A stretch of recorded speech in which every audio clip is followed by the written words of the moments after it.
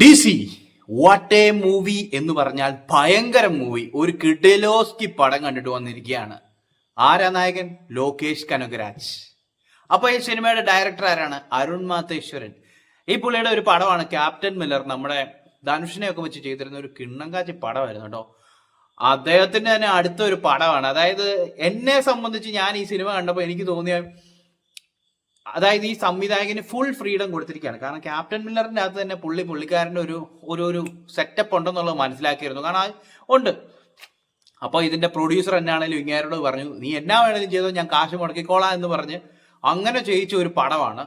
അതായത് എനിക്ക് അങ്ങനെ തോന്നി, അങ്ങനെ ചെയ്യിച്ചൊരു പടമാണെന്ന് എനിക്ക് തോന്നി. കാരണം എന്നാ ഒരു വിഷ്വൽ ഇതൊക്കെയാണെന്നറിയോ? കാരണം വേറൊന്നുമല്ല, ഇതിൻ്റെ അകത്ത് വിഷ്വലി കിടലിനാണ്. ഇതിന്റെ ക്യാമറ ആംഗിൾസ്, അതിന്റെ ഭയങ്കര ടെക്നിക്കൽ സൈഡിൽ നിന്നൊക്കെ ഭയങ്കര കിടലിനാണ്. എഡിറ്റിംഗ് ഒക്കെ ഒന്നും പറയാനില്ല. പിന്നെ ഈ സിനിമയുടെ കഥ, തിരക്കഥ, സംഭാഷണം, സംവിധാനം അരുൺ മാതേശ്വരൻ. ഓഹ്. അപ്പൊ ഇതിൻ്റെ അകത്ത് എന്താണ് സംഭവം എന്ന് വെച്ച് കഴിഞ്ഞാൽ, പോലീസും വേറൊരു ഗ്യാങ്ങും തമ്മിലുള്ള വാറാണ്.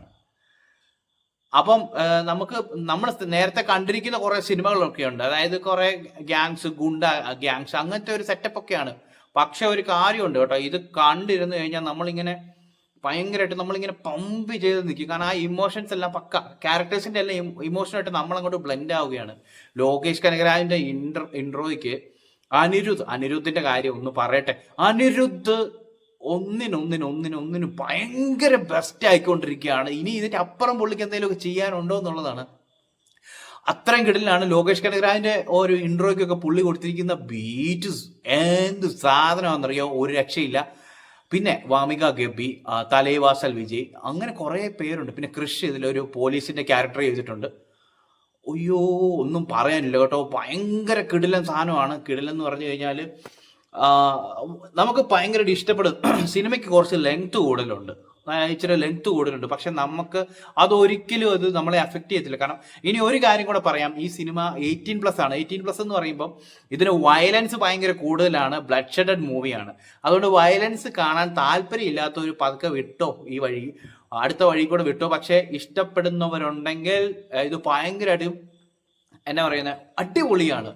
ഇങ്ങനെ ഒരു സിനിമയുടെ നമ്മൾ എന്താ പറയുന്നത്, രാഗ ഓഫ് റിവെഞ്ച്, പിന്നെ അത് കഴിഞ്ഞ് ബൂംബ ഡിഗ, ഇതിൻ്റെയൊക്കെ ആ ഒരു ഇതൊക്കെ കേട്ട് നമ്മൾ ഈ വേടൻ പാടിയ ആ പാട്ട്, വേടൻ അനിരുദ്ധ് കോംബോയിലുള്ള ആ പാട്ട്, അതൊക്കെ ഭയങ്കര രസമായിട്ടാണ്. പിന്നെ അതിൻ്റെ അകത്ത് വേടന്റെ പാട്ട് പ്ലേസ് ചെയ്തേക്കുന്ന സ്ഥലമൊക്കെ കിടിലാണ് കേട്ടോ, പറയാതിരിക്കാൻ പറ്റില്ല. നമ്മൾ ആ ട്യൂൺ വരുമ്പം, ആ ബൂംബ ഡിഗ വരുമ്പോഴത്തേക്ക് നമ്മളിങ്ങനെ വേടന്റെ സൗണ്ട് കേൾക്കാൻ പ്രതീക്ഷിച്ചിരിക്കും, വരത്തില്ല. പക്ഷെ ഒരു ലൊക്കേഷൻ്റെ ഒരു അടിപൊളി സീനിലാണ് അവൻ നമ്മുടെ വേടന്റെ ഇതൊക്കെ കയറി വരുന്നത്.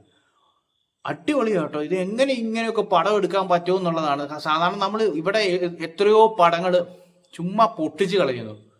നമ്മുടെ മലയാളത്തിലാണെങ്കിൽ പോലും ഒരുപാട് പടങ്ങൾ ഗ്യാങ് വാർ സെറ്റപ്പിൽ എടുത്ത് പൊട്ടിച്ച് കളയുന്നു. അപ്പം അങ്ങനെ പൊട്ടിച്ച് കളയുന്ന സാഹചര്യത്തിൽ ഇതുപോലെ നല്ല പടം, അതായത് കുറച്ച് നമ്മൾ കണ്ടിരിക്കുന്ന സാധനങ്ങളൊക്കെ തന്നെയാണ്, അത് നന്നായിട്ട് പ്ലേസ് ചെയ്ത് കഴിഞ്ഞ് കഴിഞ്ഞാൽ കിടിലനാവും. കിടിലൻ, അതിന്റെ അപ്പുറം ഒന്നും പറയാനില്ല. ഇതിനകത്തെ ആക്ഷൻസ് ഒക്കെ ഭയങ്കര അടിപൊളിയാണ് കേട്ടോ. പിന്നെ തോക്കും വെടിയും പരിപാടിയുണ്ട്. നമ്മൾ സാധാരണ സിനിമകളിലൊക്കെ കണ്ടിട്ടുണ്ട്, ഈ വെടി വെച്ച് കഴിഞ്ഞ് ഒരു തോക്കിൽ നിന്ന് എത്ര വെടിയുണ്ട വേണേലും പോകുന്ന പരിപാടിയൊക്കെ ഉണ്ട്.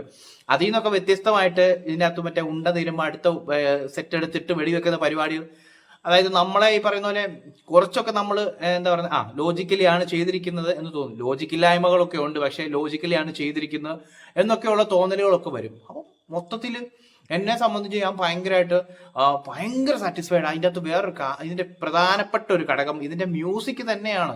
ഒരു സിനിമേനെ എത്ര മാത്രം ലിഫ്റ്റ് ചെയ്യാൻ പറ്റുമെന്നുള്ളത് ഇതിന്റെ ആ സിനിമ മ്യൂസിക്കിന് അത്രയും പ്രാധാന്യം ഉണ്ടെന്നുള്ളതാണ്. കാരണം അനിരുദ്ധ് എന്ന് പറയുന്ന വ്യക്തി ഈ സിനിമ തുടക്കം മുതൽ ടൈറ്റിൽ കാർഡ് മുതൽ ചെയ്തു വെച്ചേക്കുന്ന ഐറ്റം എന്ന് പറഞ്ഞു കഴിഞ്ഞാൽ, അയ്യോ, ഒന്നും പറയാനില്ല. അത്രയും നമ്മളിങ്ങനെ വൗ അടുപ്പിച്ചുകൊണ്ടേയിരിക്കും. അതാണ് ഇതിൻ്റെ അകത്ത് ഒരു സെറ്റപ്പ്. കാരണം അത്രയ്ക്കുണ്ട്. നമുക്ക് ഇതിനകത്ത് ഞാൻ പറഞ്ഞില്ലേ, ഓരോ ക്യാരക്ടേഴ്സും നമുക്ക് ഒരിക്കലും ഒരു എന്താ പറയുന്നത്, അയ്യേ ഇവൻ എന്തിനാ ഇതിൻ്റെ അകത്ത് വന്നത് എന്നൊരു തോന്നൽ വരത്തില്ല. അവരുടെ എല്ലാ ഒരു ഇമോഷൻസുമായിട്ട് നമ്മൾ കണക്റ്റ് ആവുക.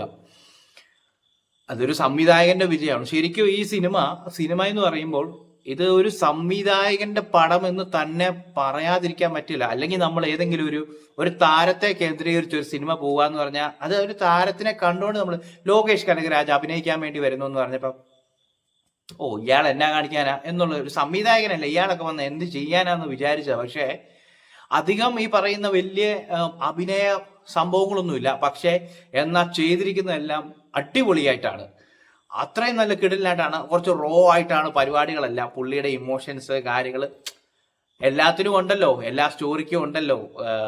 ഓരോ ആൾക്കാർക്കും എന്തെങ്കിലും നഷ്ടങ്ങൾ സംഭവിക്കുമല്ലോ. അപ്പോൾ ആരെങ്കിലും കാരണം നഷ്ടങ്ങൾ സംഭവിക്കുമ്പോൾ അതിന്റെ ബാക്കി തീർക്കാൻ വേണ്ടിട്ട് പോകുന്ന പരിപാടികളൊക്കെയാണ്. ഒരു ഓട്ടപ്രദക്ഷിണമാണ് ഈ സിനിമ ശരിക്കും പറഞ്ഞു കഴിഞ്ഞാൽ കേട്ടോ. ഒരു സ്ഥലത്തുനിന്ന് മറ്റൊരു സ്ഥലത്തേക്ക് അങ്ങനെ ഇങ്ങനെ പൊക്കോണ്ടിരിക്കുകയാണ്. നമ്മളെ ഇങ്ങനെ എന്താ പറയുക, ഒരിടത്ത് പോലും നമ്മളെ ഒന്ന് റിലാക്സ് ചെയ്യിക്കാൻ വേണ്ടി പറ്റത്തില്ല, സമ്മതിക്കത്തില്ല. അതാണ് അതിനകത്ത് ഒരു സെറ്റപ്പ്. അങ്ങനെ ചെയ്യുന്നത് തന്നെയാണ്. അതായത് ഒരു സിനിമയുടെ വിജയം എന്ന് പറയുന്നത് പ്രേക്ഷകനെ ഇങ്ങനെ പിടിച്ചിരുത്തുക എന്നുള്ളതാണ്. ഒരു സിനിമയ്ക്ക് അകത്തേക്ക് ഫുള്ളി നമ്മൾ അതിൻ്റെ അകത്തേക്ക് ഇങ്ങനെ പോകുക എന്ന് പറയുന്നത് അത് ആ ഒരു സിനിമയുടെയും ആ ഒരു സംവിധായകന്റെയും വിജയമാണ്. ഒന്നൊന്നര പടമായി പോയി കേട്ടോ. ആ ടൂൺ ഇങ്ങനെ മനസ്സിൽ കൂടെ ഇങ്ങനെ പൊക്കോണ്ടിരിക്കുക. നമുക്കിങ്ങനെ അത് എല്ലാവരും കേട്ട് കുറെ റിംഗ് ടൂണും പരിപാടികളും ഒക്കെ ആയിട്ട് ഇട്ട് വെച്ചിരുന്ന സംഭവങ്ങളാണ്. ഇതില് വിഷ്വൽസ് അതായത് ക്യാമറ DOP ഒക്കെ കിട്ടലിനാണ്. ഓരോ വിഷ്വൽസും ക്യാമറ ആംഗിൾസും എന്താ പറയാ, ഇങ്ങനെയൊക്കെ ചെയ്യാന്ന് പറഞ്ഞു കഴിഞ്ഞാൽ ഈ പൈസ മുടക്കാൻ ആളുണ്ട്, നല്ലൊരു സംവിധായകനും ഉണ്ടെങ്കിൽ പരിപാടി പെടയാണ്. ഇതിൻ്റെ അകത്ത് നമ്മൾ നോക്കിയാൽ വേറെ വലിയ ആക്ടേഴ്സോ കാര്യങ്ങളോ ഒന്നും. ലോകേഷ് കനകരാജ പുള്ളി വരുമ്പോൾ എന്താ ചെയ്യാൻ പോകുന്നതെന്നുള്ളത് എപ്പോഴും എന്താ പറയുന്നത്, നമ്മൾ ചില ആളുകൾ വരുമ്പോൾ ഇവനെ കൊണ്ടൊക്കെ നടക്കുമോ എന്നൊരു തോന്നലൊക്കെ വരും. പക്ഷെ നടത്തി കാണിക്കുന്നവനാണ് യഥാർത്ഥ ക്യാപ്റ്റൻ, അതല്ലെങ്കിൽ അതിന്റെ ലീഡർ, അതിന്റെ കപ്പിത്താൻ എന്ന് പറയുന്ന അരുൺ മാതേശ്വരൻ. ഒരു രക്ഷയില്ല, അത്രയ്ക്ക് നന്നായിട്ട് ചെയ്തിട്ടുണ്ട്. ഇതിന്റെ എഴുത്താണ് കേട്ടോ, തിരക്കഥയാണ്, അതിലെ ഓരോ ഡയലോഗ്സും. അതായത് നമ്മളെ കണക്ട് ചെയ്യും. ഒരു തമിഴ് പടം കാണാൻ പോയിരുന്നു കഴിയുമ്പം എന്താ പറയുന്നത്, നമ്മൾ മലയാളികൾ നമുക്ക് കണക്ട് ചെയ്യുക എന്ന് പറയുന്നത്, നമ്മളെ കണക്ട് ചെയ്യിക്കുക എന്ന് പറഞ്ഞാൽ അത് വലിയൊരു കാര്യമാണ്. മലയാളിയെ സംബന്ധിച്ച് ഒരു തമിഴ് പടം കാണുക എന്ന് പറയുന്നത് അത്രയ്ക്ക് എന്നാ പറയുന്നത് എളുപ്പമാണ്. നമുക്ക് തമിഴ് മനസ്സിലാവും. പിന്നെ ഒരു ടിപ്പിക്കൽ തമിഴനായിട്ട് തന്നെയാണ് ഇതിൻ്റെ അകത്തെ, പക്ക തമിഴനായിട്ട് നടക്കുന്ന ഒരു പക്ക നാടൻ തമിഴനായിട്ടാണ് ലോകേഷ് കനകരാജ് ഇതിൻ്റെ അകത്ത്. എന്താണെങ്കിലും ലോകേഷ് ഇനി ഇത് കഴിഞ്ഞിട്ട് ഇനി സംവിധായകനായിട്ട് LCUവിന്റെ ബാക്കിയായിട്ട് പോകുമോ അതോ ഇനി വരുന്ന സിനിമകൾ കമ്മിറ്റ് ചെയ്യുമോ?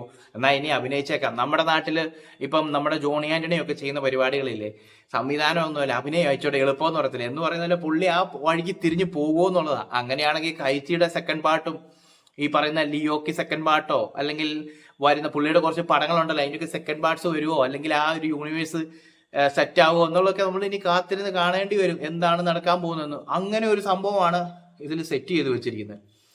പിന്നെ എന്താ പറയാ, എല്ലാത്തിനും അവസാനം അനിരുദ്ധ് എന്ന് പറയുന്ന ഒരു പേരിൽ തന്നെ വന്ന് ഒതുങ്ങി നിൽക്കുകയാണ്. ഇയാൾ എന്നാ ഒരു മനുഷ്യനാ. അതായത് ഞാൻ കേട്ടിരുന്ന, അതായത് സംഭവം ഇത്രയേ ഉള്ളൂ, നമ്മുടെ AR റഹ്മാൻ ഇടയ്ക്ക് എപ്പോഴോ ഒന്ന് പറഞ്ഞിരുന്നു അനിരുദ്ധിനോട് കുറച്ച് ക്ലാസിക്കൽ ആയിട്ടുള്ള പരിപാടിയും കൂടെ പിടിക്കണമെന്ന്. അപ്പൊ പുള്ളി ഇതിൻ്റെ അകത്തും കുറച്ച് സാധനങ്ങൾ വെച്ചിട്ടുണ്ട്, ക്ലാസിക്കൽ ആയിട്ടുള്ള കുറച്ച് എന്താ പറയുന്നത് ഐറ്റംസ് ഒക്കെ ഇങ്ങനെ സെറ്റ് ചെയ്ത് വെച്ചിട്ടുണ്ട്. അത് എന്താ പറയുക, നമ്മൾ ഈ മറ്റേ ഇങ്ങനെ അതല്ല, നമ്മളിങ്ങനെ അടിപൊളിയാക്കി ഇരുത്തുന്ന സാധനം. പിന്നെ വേറൊരു കാര്യമുണ്ട്, നമ്മുടെ സാധാരണഗതിയിൽ ഗ്യാങ് വാർ മൂവീസിന്റെ അവസാനം എന്താണ് സംഭവിക്കുന്നത് അത് എല്ലാവർക്കും അറിയാം. മിക്കവാറും ഗ്യാങ് വാർ മൂവീസിന്റെ അവസാനം നായകൻ എന്താണ് സംഭവിക്കുന്നത് അറിയാമല്ലോ. പക്ഷേ അങ്ങനെയല്ല സംഭവം, അടിപൊളിയായിട്ടാ തീരുന്നത്. എന്തായാലും DC എന്ന് പറയുന്ന ഒരു വമ്പൻ തൂക്കായി പോയി കേട്ടോ, വമ്പൻ തൂക്ക്. കാരണം ഇങ്ങനെയൊക്കെ ഒരു പടം ചെയ്തു വെക്കുക എന്ന് പറഞ്ഞു കഴിഞ്ഞാൽ അന്യായം അന്യായം അന്യായം അന്യായം. അത്രയ്ക്കുണ്ട്, അത്രയ്ക്ക് നമുക്ക് സിനിമ കണ്ടിട്ട് ആ ഒരു ഒരു ഒരു ഇത് കിട്ടിയിരിക്കുകയാണ്. പിന്നെ ഒരു കാര്യമുണ്ട്, ഒരു വയലൻസ് മൂവിയൊക്കെയാണ്. ഈ വയലൻസ് സിനിമ കണ്ടിട്ട് ആരും ഇൻസ്പയർഡ് ആയിട്ട് ആർക്കിട്ടും പോയി പണിയാനൊന്നും നിൽക്കരുത്. കാരണം കുറെ വയലൻസ് മൂവി നമ്മൾ കണ്ടിട്ടുണ്ട്. ഇപ്പം ഞാൻ പറയാം, ദുരന്തർ എന്ന് പറയുന്ന സിനിമയൊക്കെ നമ്മൾ കണ്ടിട്ടുണ്ട്. പാരക വയലൻസ് കാണിക്കുന്നത്. ഇതിൻ്റെ അകത്തും അത്യാവശ്യം നമ്മൾ മാർക്കോയുണ്ട്, പാരക വയലൻസ് ആണ്. ഇതിൻ്റെ അകത്തും അത്യാവശ്യം നല്ല അന്യായ മാരക വയലൻസ് ആണ്. അപ്പോൾ എന്തായാലും ഒരു 18+ മൂവിയാണ്. അങ്ങനെ 18+ എന്ന് പറയുമ്പം ആ ഒരു വയലൻസിന്റെ ഒരു ഇത് കൊണ്ടാണ് അത്രയും ഒരു വയലൻസിന് അത്രയും ആധിക്യമുണ്ട് ഇതിൻ്റെ അകത്ത്. അതുകൊണ്ടാണ് ഇതിനൊരു ഇങ്ങനെ ഒരു ഇത് കൊടുത്തിരിക്കുന്നത്, 18+ കൊടുത്തിരിക്കുന്നത്. അപ്പം എന്നാണേലും എല്ലാവരും തിയേറ്ററിൽ പോയി കാണുക. അത്രയും കിടിലം ആയിട്ട് ചെയ്തിരിക്കുന്നുണ്ട്. എല്ലാവരും ഇതിലെ അഭിനയിച്ചിരിക്കുന്ന എല്ലാം അരുൺ മാത്തേരനാണെങ്കിലും ഇതിൽ ഒരു റോളൊക്കെ ആയിട്ട് വന്നിട്ടുണ്ട്. എന്താണേലും അന്യായം കിടിലൻ വമ്പൻ കിട്ടുക്ക് സാധനം. എൻ്റെ വായിലിങ്ങനെ ഓരോ വാക്കുകൾ വന്നുകൊണ്ടിരിക്കുക, അതുപോലെ നമ്മളെ അങ്ങോട്ട് ഞെരുപ്പാക്കി കളഞ്ഞെന്നേ. അപ്പൊ എന്തായാലും അങ്ങനെ ഒരു ഇടിപ്പടം, അല്ലെങ്കിൽ ഇടിപ്പടം എന്നല്ല, ഒരു അത്യാവശ്യം നല്ല റോ പടം കാണണമെന്നുണ്ടെങ്കിൽ ധൈര്യമായിട്ട് വിട്ടോ, DC പോയി കണ്ടോ.